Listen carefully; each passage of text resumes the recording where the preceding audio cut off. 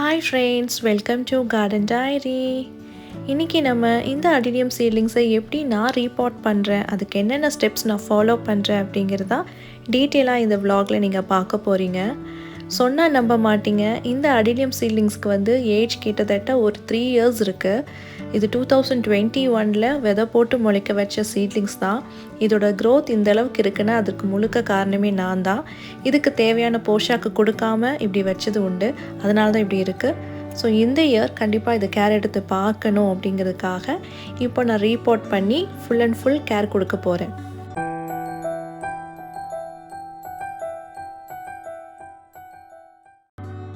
So first நான் என்ன பண்ணுறேன்னா, இந்த பாட்லேருந்து எல்லா சீட்லிங்ஸும் வெளியே எடுத்து பார்க்க போகிறேன்.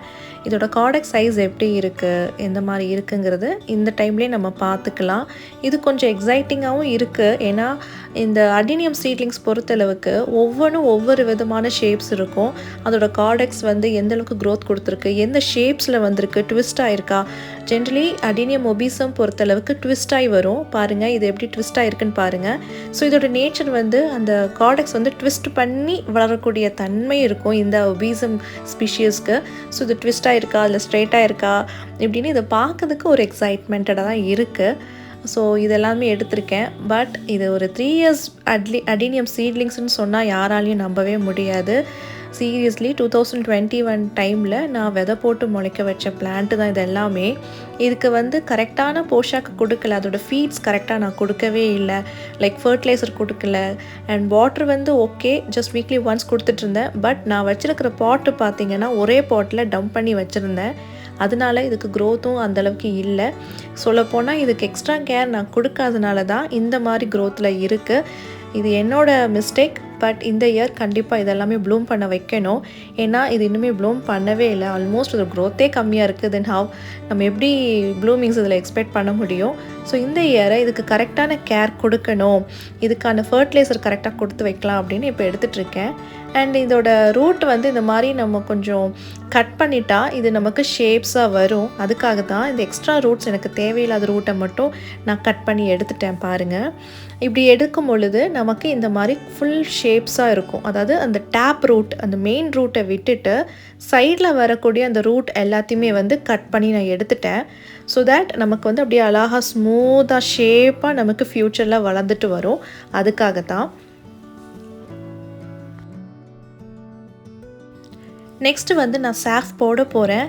இந்த சாஃப் ரொம்ப ரொம்ப இம்பார்ட்டண்ட். யாரெல்லாம் அடினியம் க்ரோ பண்ணுறீங்களோ கண்டிப்பாக அவங்க வீட்டில் இந்த ஃபங்கிசைட் இருக்கணும்.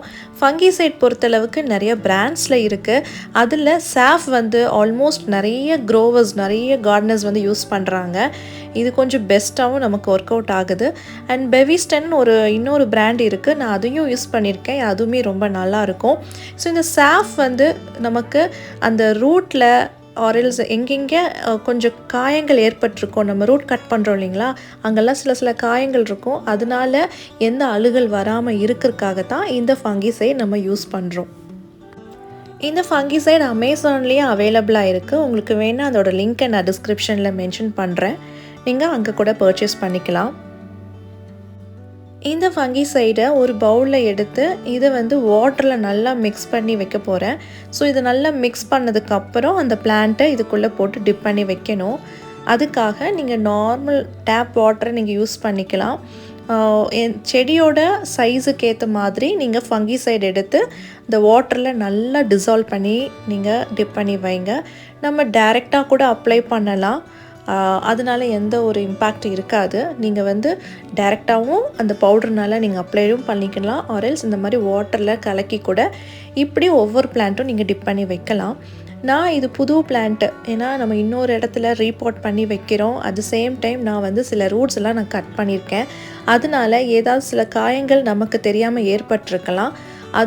அது நிமித்தமாக எந்த ஒரு அழுகல், எந்த ராட்டிங் இஷ்யூ வரக்கூடாது அப்படிங்கிறதுக்காக இந்த ஃபங்கிசைட் வாட்டரில் நான் கிட்டத்தட்ட ஒரு 15 மினிட்ஸ் போல் நான் டிப் பண்ணி வைக்க போகிறேன்.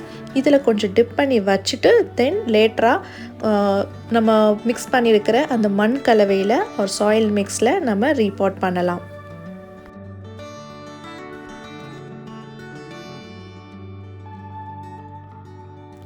ஸோ 15 மினிட்ஸ் கழித்து அந்த சீட்லிங்ஸ் எல்லாத்தையுமே அந்த ஃபங்கிசைட் வாட்டர்லேருந்து எடுத்து இந்த மாதிரி மண் கலவையில் வேறு ஒரு சாயில் மிக்ஸில் நான் பாட் பண்ணிட்டேன்.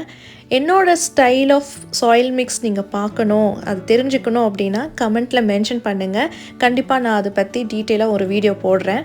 அண்ட் நான் இதுக்கு யூஸ் பண்ணியிருக்கிற ஃபர்டிலைசர் என்ன மாதிரி இருக்குது, ஒரு சில ரெசிபீஸ் மாதிரி நான் க்ரியேட் பண்ணியிருக்கேன் இந்த அடீனியம் பொறுத்தளவுக்கு. என்னோடய ஸ்டைல் ஆஃப் ஃபர்டிலைசர் என்ன அப்படிங்கிறதையும் நீங்கள் தெரிஞ்சுக்கணுன்னா அதோட வீடியோ ஆல்ரெடி போஸ்ட் பண்ணியாச்சு. அதோட லிங்க்கை நான் டிஸ்கிரிப்ஷனில் மென்ஷன் பண்ணுறேன், நீங்கள் போய் பாருங்கள். தென் எல்லாமே பாட் பண்ணதுக்கப்புறம் தென் ஃபைனலி நான் டேக் பண்ணி வைக்கிறேன்.